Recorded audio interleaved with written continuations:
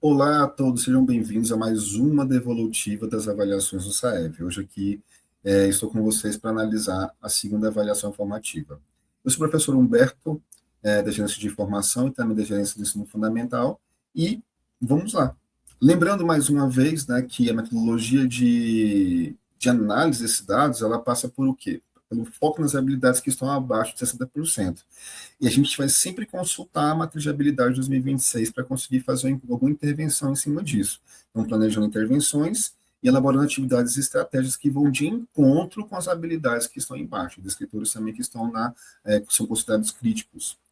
Acompanhe a evolução e monitore o desenvolvimento dos estudantes ao longo do ano. A gente já está com bastante informação dentro da plataforma do SAEV, e, mais uma vez, eu peço também que você olhe para os dados da sua turma, porque nem sempre o da rede, né, que aqui eu faço análise do macro, vai estar igual ao seu. Então, é importante que você faça realmente a leitura dos dados que eu vou dizer aqui da sua própria turma, tá? E acompanhe a evolução também dos mesmos. Como vocês podem ver, a gente tem muitas, mas muitas habilidades que estão abaixo de 60%. Então, não dá para a gente fazer uma devolutiva hoje que vá abordar cada uma delas. Então, para acontecer isso, eu tive que ter que dividir essas habilidades abaixo de 60% em temáticas, para conseguir ser mais assertivo no nosso trabalho. Porém, é importante que você olhe para a sua turma e veja, né, se as habilidades estão baixas e como elas mudaram durante o ano. O nono ano é o último ano que a nossa rede municipal atende, e ela é carregada de defasagem dos outros anos, que foram carregados dos outros anos. Então é um ano bastante problemático, porém, e tem muito que pode ser feito com eles ainda. Temos bastante aqui habilidades que estão quase, né, chegando a 60%. Então, trabalho a mais com elas. Eu tenho certeza que essas que estão de 50 para cima conseguem chegar no verdezinho. E tem habilidades que estão consolidadas também. Vamos aqui um pouquinho, então, falar sobre essas habilidades que estão em baixa, divididas nas temáticas. Aqui, a primeira temática é um tratamento da informação e argumentação do texto. A habilidade mais baixa foi a de grifar partes essenciais do texto. Ela não diz muita coisa aqui. A varredura visual desses alunos, ela está totalmente dinâmica. Ele está fazendo a varredura pelo texto e pegando informações que não estão auxiliando ele. Eles têm que compreender que a metodologia deles de leitura do texto não é funcional. A leitura dinâmica, para quem não consegue compreender os elementos do texto, ela não funciona. Então, ele ir num termo que está parecido com a questão, né, essa famosa explicar para ele uma dica de prova não está funcionando. Até essas informações não estão funcionando. Porque a varredura visual deles é superficial por conta também das defasagens. Então, a questão 13, de menor acerto, foi por conta de não entendimento das partes essenciais do texto, né? A informação principal. Já a questão 24 é a habilidade de distinguir em segmentos contínuos de texto fato de opinião. Aqui na questão 24 e 16 apareceu isso, bastante parecida a porcentagem também, dificuldade em mapear a arquitetura argumentativa global, limitando a separação clara entre fatos ilustrativos e real opinião do autor.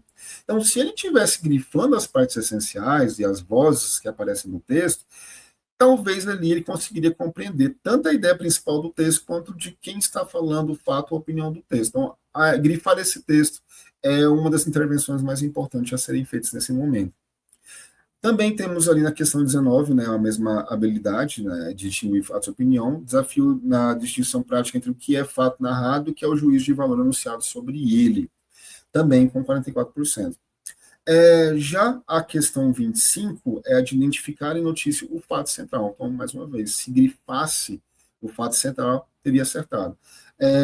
A questão 25 e 22, que é indicar o uso persuasivo no texto, né, as vozes, os fatos e opiniões, leitura de perfis que não alcança a estrutura persuasiva do texto, o reconhecimento de fato central. Então, eu não sei quem está falando no texto, eu não sei identificar qual é o fato principal do texto e se tem uma opinião sobre aquele fato, né, uso de adjetivos inferindo sobre aquilo. Analisar e utilizar as formas de composição de gênero jornalístico, aí a questão 5 e 3, né, fala um pouco da necessidade da consolidação quanto ao objetivo comunicativo, a forma de composição do gênero informativo. Então, é sempre bom questionar se essa notícia ela é expositiva ou ela tem uma argumentação. Ela traz duas vozes ali, há informações em aspas, né, que traz alguma fala especializada para colaborar ali na discussão dessa ideia principal. Então, aqui, essas duas questões que eles erraram, né, a ideia principal estava ali, já na cara do texto. Né? A gente tem ali o do Nobel da Paz falando na cúpula do G20, e também o custo do clima, né, falando sobre os fenômenos meteorológicos aí extremos. Aqui, a ideia é que eles consigam enxergar a parte principal do texto. Eu trouxe aqui um pouco essas imagens para conseguir mostrar que a resposta da questão 22, por exemplo, estava ali, né? Conversa de casa pode passar dos 140 caracteres, né?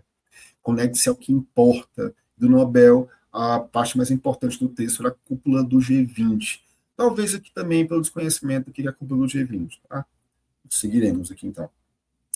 Já na nossa segunda temática, sobre coesão e coerência e léxico, a gente tem um probleminha na retomada ou dos conectivos. Olha só. De menor acerto, a gente teve inferir efeitos de sentido decorrentes do uso de recursos de coesão sequencial. Qual que foi a hipótese do erro da questão 4 e 2? Associação semântica de superfície. Mais uma vez, o aluno memoriza o conectivo e lhe atribui um sentido engessado, ignorando a sintaxe que instaura a posição lógica no contexto. A gente tem um mais ali que foi usado como uma conectivo adversativo, né? Então, olha, o ambiente de trabalho e a própria cidade saudáveis não é uma escolha, mas uma necessidade. Aqui eles foram para o uso mais comum do mas por ser uma conjunção tão utilizada, não justificaria esse erro. Temos que fazer alguma coisa sobre isso também. Já a questão 7 foi sobre reconhecer variedades da língua falada, o conceito da norma padrão, lacuna no reconhecimento de marca de oralidade e distinção de registro formal versus informal. Então, mais uma vez, né, identificar, grifar essas vozes no texto, nos fazem também inferir sobre se essa linguagem é formal, informal, se aparece ali também algum traço da linguagem falada nesse texto.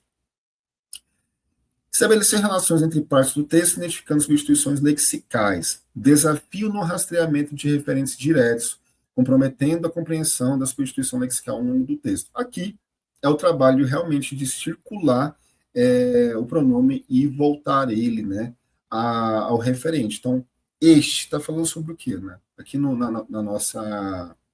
no poema que apareceu na prova é um pouco mais complexo, mas também não é impossível de trabalhar, né? É passivo de trabalho com ele. Então, desculpe, deve ser a velhice, mas este também é um apelo à piedade. Então, este retoma sempre. Retomou o quê? Né? Aqui também é um período um pouco mais complexo. Pontuar textos adequadamente. Questão 23, 53% de acerto e analisar os efeitos de sentido do uso de recursos linguísticos discursivos. Dificuldade em perceber a pontuação e ordenação sintática como organizador de sequência, eventos dos geradores de sentido. A gente tem que compreender que todos os textos que caem no novo ano são textos que vão buscar, né, passar a minha intenção por trás do texto. E para eu atingir, convencer o leitor, eu vou usar recursos estilísticos, vou usar recursos ortográficos, vou usar recursos coesivos, vou usar vozes diferentes, eu vou compor meu texto. Então, o que falta é o estudo desses elementos textuais. Que senão vai continuar na leitura superficial, que não vou conseguir compreender aquilo, né? O que está sendo utilizado, ou até mesmo utilizado. Já a terceira temática é sobre apreciação literária em textos multissemióticos. Aqui na questão 15 e na questão 1, analisar os efeitos de sentido do uso de figuras de linguagem. Né? Apego à leitura literal, o estudante precisa consolidar a distatação para atrapalhar as superfícies, para ultrapassar as superfícies do texto, que impede de reconhecer o processo figurativos básicos. Então, ele está realmente com dificuldade na leitura mais aprofundada do texto. Então, o que a gente sugere aqui? Que ele vá realmente fazer um trabalho com texto exposto nas telas digitais, nas luzes digitais, ou até mesmo projetado, né? Que vocês peguem esse texto que foi interpretado e retome a ele na mesma semana para um trabalho com a metalinguagem desse texto, né? Compreender os recursos que foram utilizados nele. E isso também pode ser feito também ali com a tirinha, né, do H, né, com textos multissebióticos e textos não verbais. Analisar textos narrativos ficcionais, as diferentes formas de composição, então o impacto da quebra cronológica, a leitura fragmentada, a dificuldade em perceber a arquitetura do enredo e mapear o conflito gerador da narrativa. Aqui, eles não conseguiram acertar porque eles não conseguiram entender os elementos da narrativa. Então, mais uma vez, retomar esses elementos da narrativa. Já a questão 10 é a última analisada, identificar os efeitos de sentido devidos às escolhas de imagens estáticas. Lacuna na associação entre os recursos visuais e escolha de imagens e a carga semântica para a construção de efeitos de sentido. Então, eu tenho todas as cartas nas minhas mãos, então eu posso utilizar tudo isso para um trabalho de retomada, né, nesse segundo semestre. Então, efeitos de sentido, qual é a minha intencionalidade por trás do texto, quais recursos que eu utilizo para conseguir convencer alguém ou para debater uma ideia, né? Tudo isso a gente tem que retomar e trabalhar de forma assertiva. Então, para nossa intervenção, vou buscar aqui para vocês, mais uma vez, a propor coisas diferentes para trabalhar a mesma coisa. Vamos juntos comigo, então. Aqui é um infográfico nessa caixa de ferramenta, que já está introduzindo tudo que eu vou dizer nos próximos slides. Então, se quiser dar um pause, dar um print, tá? Você pode dar um print nele aí. Eu vou sugerir que vocês utilizem o método de funil visual, a estratégia de caixa de cores, batalhas de rimas com âncoras, a árvore do pensamento, que está no mapa, inclusive, linha de tempo física e teste de substituição. Vamos lá? Na primeira temática que a gente falou muito sobre a leitura superficial do texto, a gente viu tanto que ela foi prejudicial. Tem como resolver isso. E se resolve como? Pintando esse texto. E dando significado também a cada cor desse texto. Conduza, né? Então, para que a gente evite que ele use a varredura cega, né? Que a gente fica superficial. Então, conduz a análise de arquitetura textual utilizando produções e leitura de infográficos previstos na matriz curricular terceiro bimestre para curar, né, essa varredura visual cega. Aplique método de funil visual. Oriente os alunos a desenharem uma grande funil no caderno e posicionando os dados ilustrativos de topo largo e tese principal na base estreita. Também funciona se você fizer um funil com cores diferentes e depois você traz ali como é que ele hierarquizou esse pensamento, né? Como é que ele colocou esse pensamento dentro do texto. Isso força uma leitura global do texto e impede que confunda a introdução com a opinião central. Então, é bastante uso, tanto para a escrita quanto para a leitura. Também, eu vou orientar que vocês façam uma construção, né, de um quadro comparativo físico na lousa digital. Cards digitais e memes também previsto nessa matriz aí do segundo semestre, do terceiro bimestre, para resolver o desafio de separar fato e opinião nesse tipo de linguagem de gênero. Utilize a estratégia das caixas de cores, peça que os alunos grifem em vermelho o evento real notícia, que originou o meme, fato, e em azul os recursos visuais e verbais que constroem a crítica, fazendo sempre essa questão do fato e opinião, né, e análise dessas duas vertentes dentro do texto. Materializando a diferença entre a ocorrência e o juízo de valor. Então, vale muito a pena fazer um raio-x, né, desses charts, desses textos, como tem um exemplo ali, opinião crítica, fato, evento real, né? Será que condiz o que está acontecendo com a fala dele? Qual que é a intenção dele em falar o que falou? O que aconteceu na cena? Então, tudo isso vale a pena explorar. A segunda temática de coesão, coerência e léxico, aqui a ideia também é a gente conseguir entender o rastreamento, né, das referências do texto, pontuação e articulação.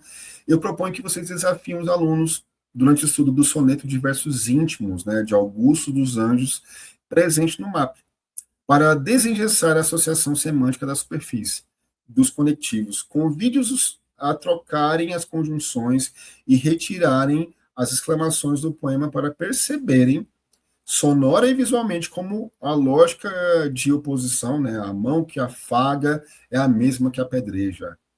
É destruída quando a sintaxe e a pontuação são ignoradas. Então, isso aqui é um texto ótimo para trabalhar ali dentro até expondo, reescrevendo, mudando a pontuação. Né, ó. A mão que afaga é a mesma que apedreja. Né?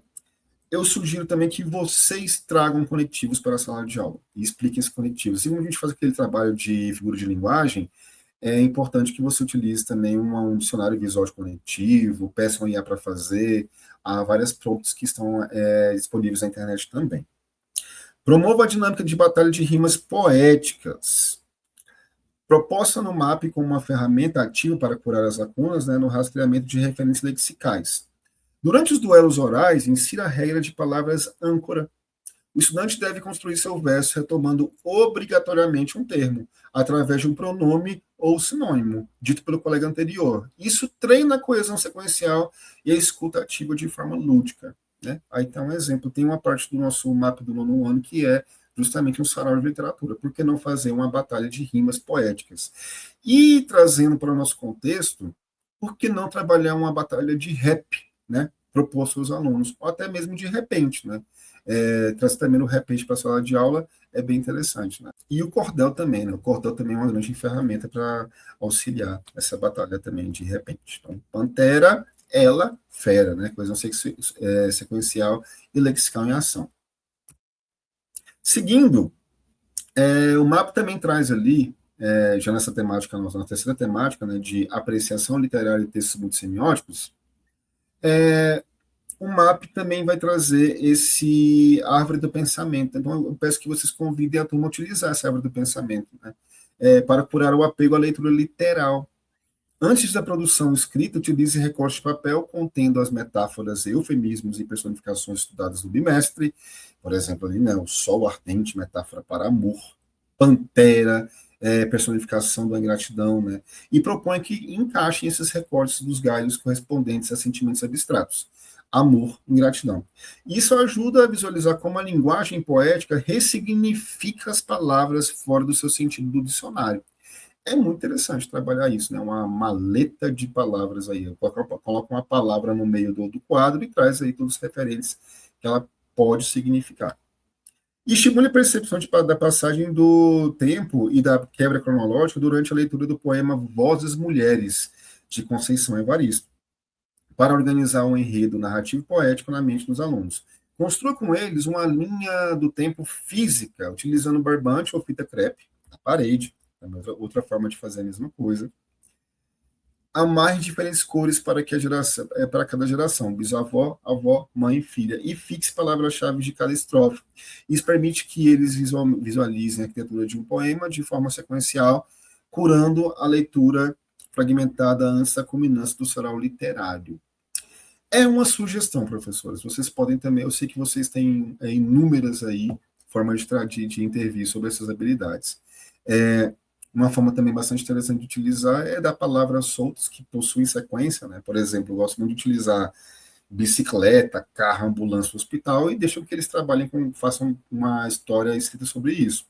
Só pela sequência das palavras, força com que eles criem, né, um texto lógico com os fatos que são sequenciados. Por hoje é isso. A gente já atingiu quase que 30 minutos de live, né, conversando sobre esses fatos. Você já tem uma caixa de ferramenta bem interessante para iniciar o seu semestre. Eu te desejo boa sorte nesse novo semestre de trabalho e que a gente possa retomar aqui com menos habilidades lá em defasagem no nono ano, que a gente consiga realmente fazer a recuperação dessa defasagem. Mas lembrem-se, olhem para o resultado da sua turma durante todo o ano. A gente está num momento muito interessante, que é de poder utilizar toda a base de dados que a gente trouxe até aqui, né, e ver se houve também uma mudança entre as habilidades que foram aferidas aqui durante o ano. Talvez, se ela estiver muito em cima e embaixo, há um caso de cansaço dos alunos, ou não, né? Eu vou conseguir dizer isso através dos meus dados. Então, ficamos por aqui, professores, e vejo vocês na próxima devolutiva de avaliação do SAEB. Um abraço e até mais.